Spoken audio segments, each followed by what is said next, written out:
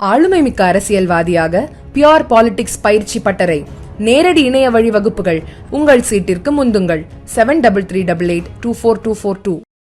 தொடர்ந்து ஒவ்வொரு மாவட்டத்திலும் இது போன்ற புத்தக திருவிழாக்களை நடத்திட வேண்டும் என்கின்ற அந்த விருப்பத்தை ஈடு செய்கின்ற விதமாக 2021 கிட்டத்தட்ட இது ஒரு 4வது ஆண்டாக இன்றைக்கு நம்முடைய நாகை மாவட்டத்தில் இது போன்ற புத்தக திருவிழா, அதுவும் குறிப்பாக நம்முடைய மாவட்டத்தினுடைய ஆட்சித்தலைவருடைய பெரும் முயற்சியை எங்களால் உணர முடிகின்றது. ஏறத்தாழ 105 ஸ்டால்கள் இன்னைக்கு எல்லா வயசு சின்ன குழந்தைங்களிலிருந்து முதியோர்கள் வரைக்கும் அனைவரும் படிக்கக்கூடிய அளவிற்கான புத்தகங்கள் இங்கே முழுமையாக இன்றைக்கு வைக்கப்பட்டிருக்கின்றது. அதை முழுமையாக நானும் நம்முடைய மீன் வளர்ச்சி கழகத்துடைய தலைவர் கௌதம் அவர்கள், நம்முடைய சட்டமன்ற உறுப்பினர் ஷானவாஸ் அதை நாங்கள் பார்த்தோம். இதோடைய பத்திரிகை துறை ஊடகத்துறை சார்ந்திருக்கிற நண்பர்கள் இதை நம்முடைய நாட்டு மக்களிடம் கொண்டு செல்லுங்கள். ஒரு மிகப்பெரிய ஒரு முயற்சி. கடலோரத்தை சார்ந்திருக்கின்ற இந்த நாகை மாவட்டத்தில் இப்படி நாங்கள் முயற்சி செய்கிறோம் என்று சொல்லும்போது அதை மக்கள் முழுமையாக இந்த 11 நாட்கள் நடைபெறுகின்ற இந்த புத்தக திருவிழாவில் முழுமையாக வந்து பங்கு பெற வேண்டும். பொழுதுபோக்குக்கான அம்சங்களும் இங்கே இருக்கின்றது, அறிவு சார்ந்த பயனுள்ளதாகவும் இங்கே இருக்கின்றது.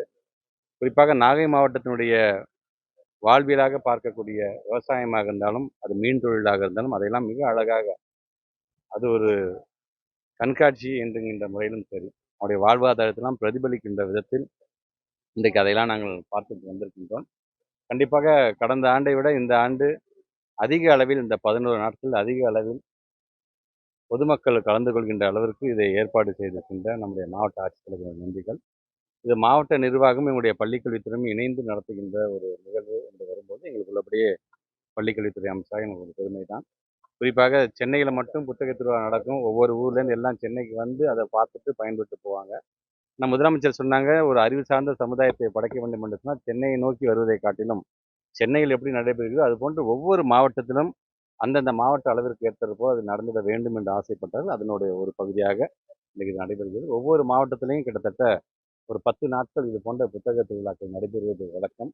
நீங்கள் கணக்கு பார்த்தீங்கன்னா 38 மாவட்டம் இருக்குன்னா ஒரு வருஷத்துக்கு 365 நாள் தான். ஆனால் 380 நாட்கள் நடைபெறும் என்று சொன்னால் கிட்டத்தட்ட அடுத்த ஆண்டுக்கான ஒரு 15 நாளை நாங்கள் கடன் வாங்கி நடத்துகின்ற அளவிற்கு இன்றைக்கு இது போன்ற ஒரு நல்ல நிகழ்வை தமிழ்நாட்டு முதலமைச்சருடைய எண்ணத்திற்கு நாங்கள் நடத்தி கொண்டிருக்கின்றோம். முழுமையாக பொதுமக்கள் அனைவரும் வாருங்கள். இது பெரியவங்களுக்காக மட்டுமல்ல, வீட்டர்கள் சின்ன குழந்தைங்க கூட்டிட்டு வாங்க.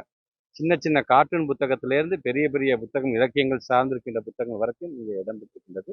அதை கண்டு நீங்கள் பயன்பெற வேண்டும். அதிக புத்தகத்தை நீங்கள் வாங்கி செல்ல வேண்டும் என்கிற விருப்பத்தை நான் தெரிவித்துள்ளேன்.